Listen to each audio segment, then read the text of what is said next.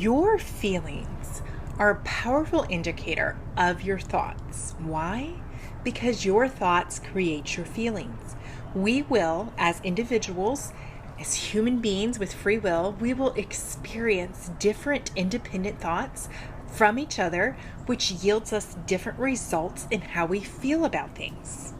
That's okay.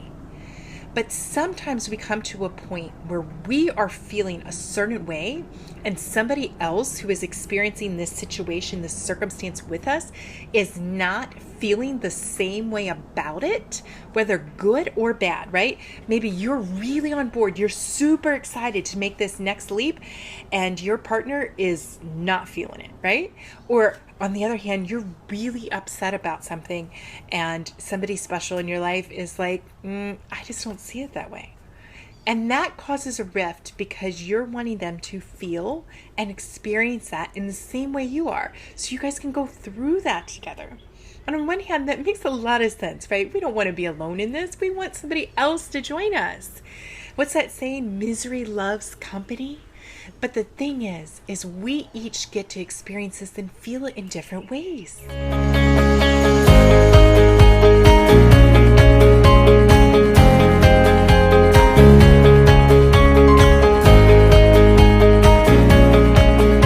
remember a time early in our marriage at another house where my husband, for whatever reason, he still won't give me a reason, went out and completely destroyed and tore out a huge, a mammoth hydrangea bush on the side of the house that was in no way obstructing his view, impacting his life in any way. It was on the side of a house like he never even visited, like totally tore it out one day.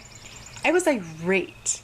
He was thinking, woohoo, I did a great job. For whatever reason, he chose to do such a thing. And I was so livid. I loved that bush. I thought it was beautiful. I thought it added something in character to the house. And now, so same situation, we had very different thoughts, and thus we had very different feelings. And we were nowhere in agreement in being able to align those. It's been like 17 years ago, and you can still see how that comes up for me. But we didn't agree, and we didn't align on that. So how do you move forward from there? How do you address what's going on when you are going through something with somebody who means something to you? You don't want to be in a disagreement with them, right? But you are feeling it one way, and they are feeling it another. And that is really powerful when you get into that situation, because that's where some people can get to a point where they're like, you know what? This is too big, and I'm not going to change, and you're not going to change, so we just can't be friends anymore. We just can't get along anymore, right? And that rift becomes too much for you to even continue. So you need to get to a point where you're able to look at your feelings, whatever they are that are coming up, acknowledge where they're coming from. Okay, that's your thoughts, but what were you thinking about them that led you to feel this way? And then determine how you want to experience those. That's totally your call, right? You get to make that decision however you want. If you want to be upset about something, you want to feel sorrow over it, you want to be delighted over it, whatever it is that comes up, totally your decision. But when it comes to how you're going to interact with somebody else, somebody who means something to you, or somebody, a coworker maybe that you have to continue to have a relationship with, in this space, how are you going to have that disagreement about that when you feel one way and they feel another? And I don't want to tell you that there's a right or a wrong approach to this. I just want to give you a couple of ideas, and then you can just kind of go through that cycle and see for yourself which one kind of resonates with you. Fair enough?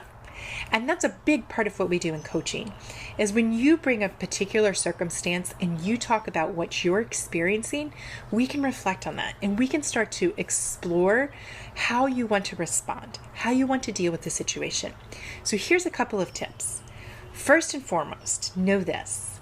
Just like you have that free will to make that decision about what you are thinking and ultimately what you are feeling, that is the same truth for that other person. So you trying to impose your view, your feelings onto them is stifling their free will. So first and foremost, acknowledge that they have the independence, just like you do, to come at this and feel however they want to feel. And secondly, if they disagree, if they're feeling it an entirely different way than how you would like them to, let's look at what that means for you.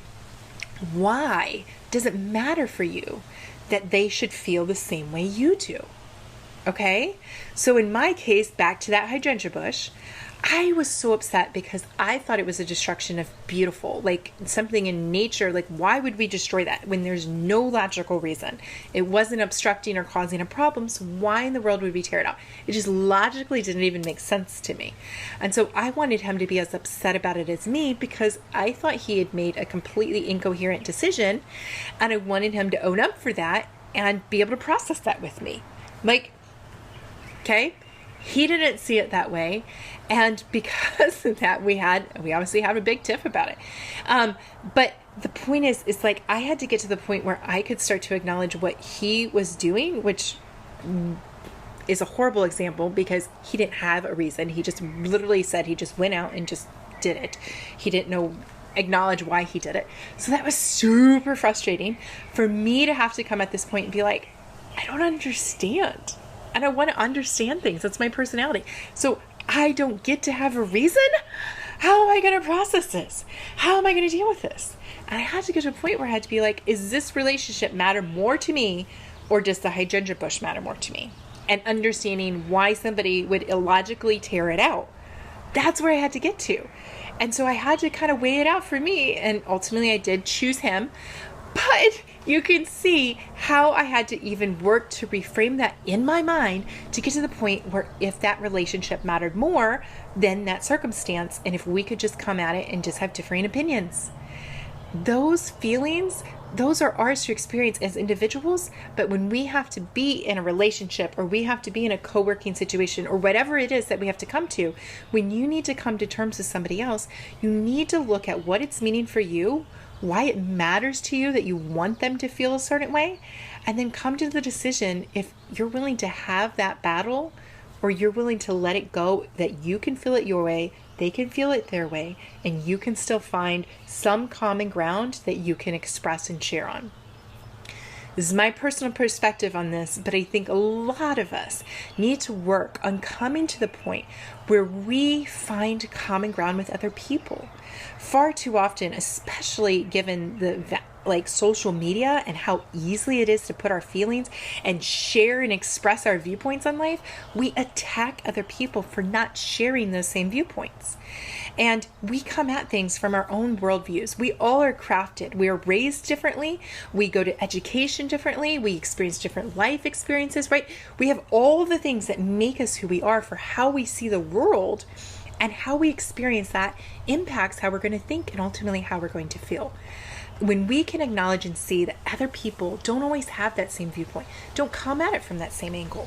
There's so many things that I make choices on in life because of my Christian values, because of how I've been brought up, because of who I am as a person, because of my conservative viewpoints on life. Like, all these things that matter to me impact the decisions I make. And there are plenty of times that I come across other people who don't hold on to these same viewpoints, don't have the same worldview that I do. But I don't want to walk around and be in disagreement with people all the time and be having fights and arguments because people don't feel the things that I feel. I want to be able to find a way to get along with other people, to value and listen to other people's ideas without having to make it mean anything in my life. So I just wanted to share that perspective and give you some understanding, a different way of looking at things potentially, to see if there are ways that you're allowing what other people are feeling that don't agree with how you're feeling about something to really impact and have a negative vibe on you.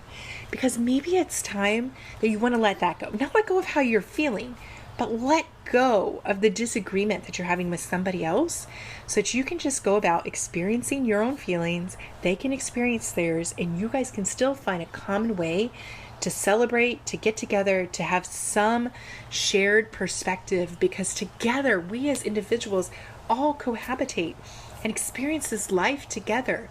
We are all here at certain times in life for a reason. Like, how can we coexist and find value together? Big part of that comes with understanding how we're feeling and not trying to impose our feelings onto other people. Think about that. See where that takes you.